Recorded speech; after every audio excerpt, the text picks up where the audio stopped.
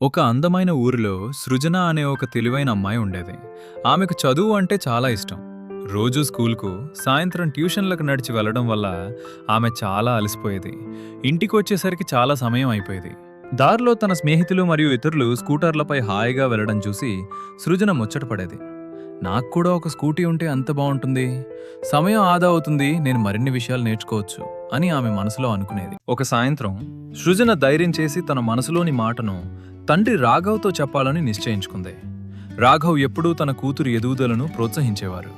సృజన మెల్లగా ఆయన దగ్గరకు వెళ్లి నిలబడింది. రాఘవ్ సోఫాలో కూర్చుని వార్తాపత్రిక చదువుతున్నారు. సృజన ఆయన పక్కన కూర్చుని, నాన్నా, నాకు స్కూల్కి వెళ్ళడానికి చాలా టైం పడుతోంది, నాకు ఒక స్కూటీ కొనిస్తారా అని ఎంతో ఆశగా అడిగింది.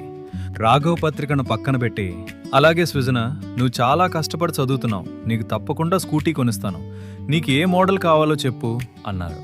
ఆ మాట వినగానే సృజన ఆనందంతో గెంతులేసింది. మరుసటి రోజు ఉదయాన్నే రాఘవ్ మరియు సృజన కలిసి నగరంలోని ఒక పెద్ద టూ వీలర్ షోరూంకు వెళ్లారు.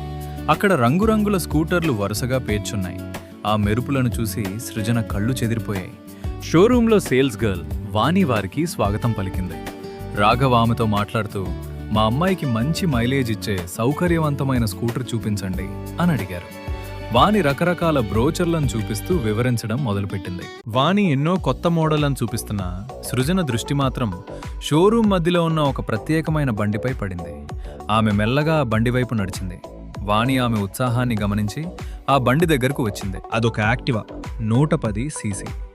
ముదురు నీలం రంగులో మెరిసిపోతున్న ఆ బండి సృజనకు బాగా నచ్చింది. నాన్నా, నాకీ నీలం రంగు యాక్టివానే కావాలి, ఇది చాలా బాగుంది అని సృజన సంతోషంగా అరిచింది. రాఘవ్ వెంటనే ఆ బండిని బుక్ చేశారు. ఫార్మాలిటీస్ అన్నీ పూర్తయ్యాక వాని బండి తాళాలను సృజనకు అందించింది. సృజన తన కొత్త నీలం రంగు స్కూటీతో తన తండ్రితో కలిసి ఇంటికి బయలుదేరింది. ఆమె కల నిజమైంది.